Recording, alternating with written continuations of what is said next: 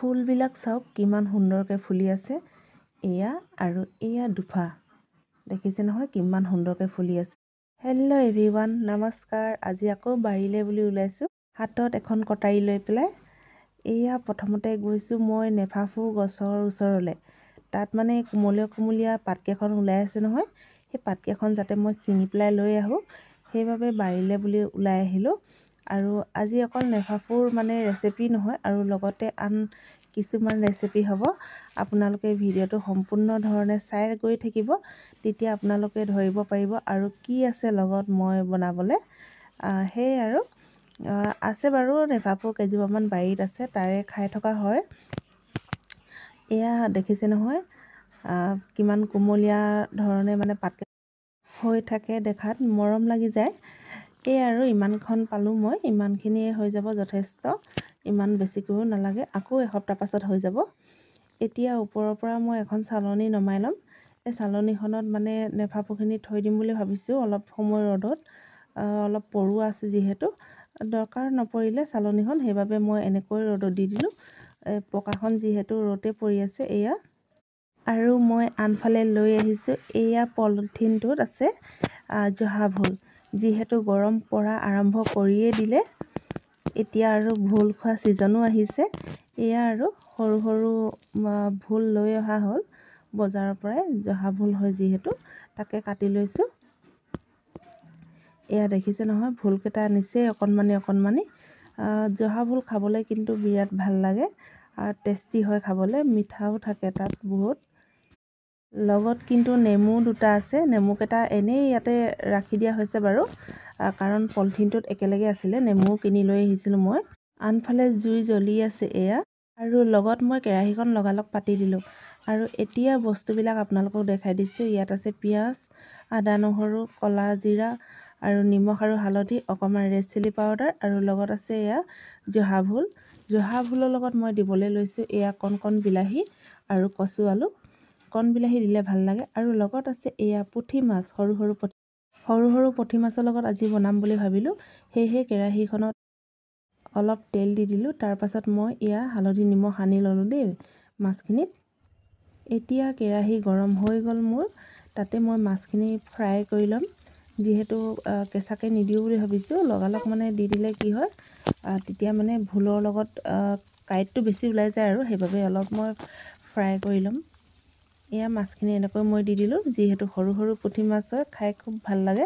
আৰু গৰম দিনত এতিয়া এনেকুৱা চব্জিবিলাক খাবলৈ খুব মন যাব, টেঙামৰীয়াকৈ। এয়া ফ্ৰাই হৈ গৈছে, এয়া দেখিছে নহয় এনেকৈ এৰ খাই গৈছে, অকণমানো লাগি ধৰা নাই। তেলটো গৰম হ'ব লাগে, তেলটো গৰম হ'লে লাগি নধৰে। এয়া মোৰ সম্পূৰ্ণৰূপে ফ্ৰাই হৈ গ'ল, দেখা পাইছে আপোনালোকে।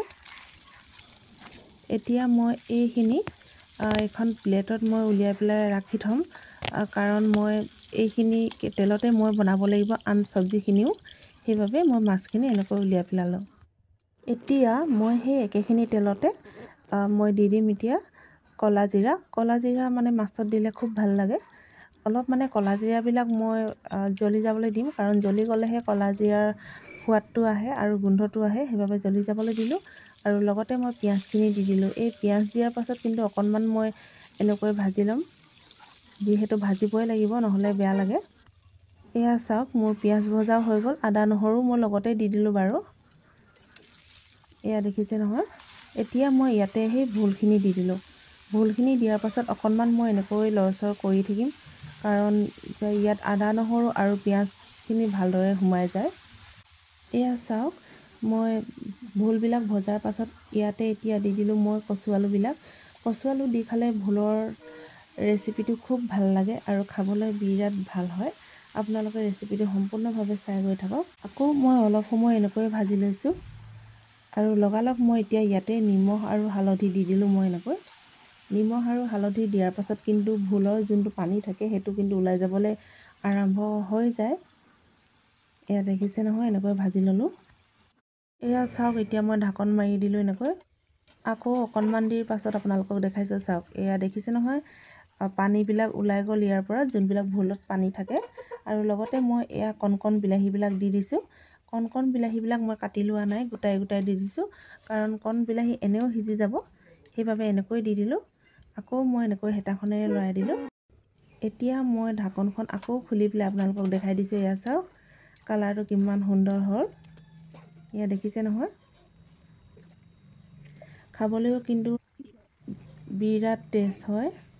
এতিয়া মই ইয়াতে পানী ব্যৱহাৰ কৰিলোঁ অকণমান, যিহেতু মই অলপ পাতলময়াকৈ খাম, গৰম বহুত পৰিছে সেইবাবে। আৰু মই কিন্তু কচু আলুবিলাক সিজিছে নাই বুলি ছাইডৰ পিনৰ পৰা চাই দিছোঁ, কিন্তু সিজি গ'ল। কচু আলুটো ইমানেই মানে ভাল নহয়, লগালগ মানে সিজি গৈছে। এয়া চাওক ইমান সুন্দৰ ডাঠমূৰীয়া হৈ গ'ল, দেখিছে নহয়। এতিয়া মই ইয়াতে সেই ভাজি থোৱা মাছখিনি ব্যৱহাৰ কৰিম ইয়াত। এয়া দেখিছে, এয়া মোৰ ভোলৰ ৰেচিপিটো হৈ গ'ল। আৰু আন এটা ৰেচিপি বনাবলৈ বাকী আছে।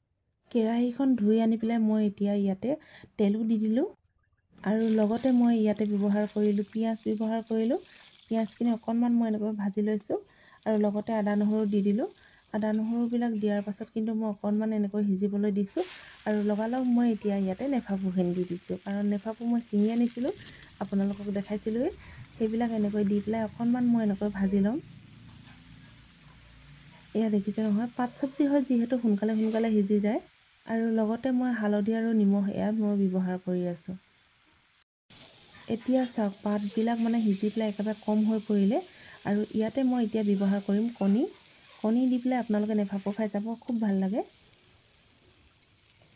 এয়া দেখিছে নহয়, 2টা কণী মই ব্যৱহাৰ কৰিম, বেছিও ব্যৱহাৰ নকৰোঁ, কাৰণ বেছিকৈ নাছিলে নহয়, পাত অলপহে আছিলে, সেইবাবে 2টা কণীয়ে মানে যথেষ্ট হৈ যাব। এয়া দেখিছে মোৰ ৰেডি হৈ গ'ল।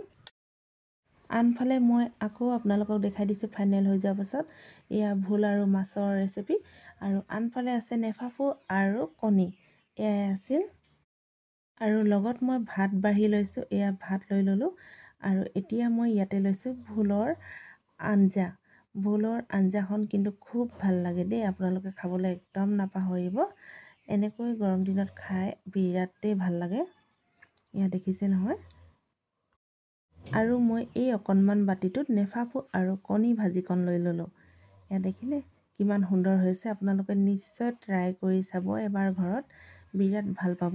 আৰু গৰম দিনত এনেকৈ খালে খুব ভাল লাগে। হালকা হালকা পাতলা পাতলা মানে জোল খাই খুব ভাল লাগে। আৰু লগত লৈছোঁ কাচকল পিটিকা আছিলে, তাৰে অকণমান মই কাচকল পিটিকা লৈ লৈছোঁ, এয়া দেখা পাইছে। আৰু মই আনফালে অকণমান গাজৰ আচাৰ লৈ লৈছোঁ। এয়াই আছিল আৰু আজিৰ ৰেচিপিকেইটা।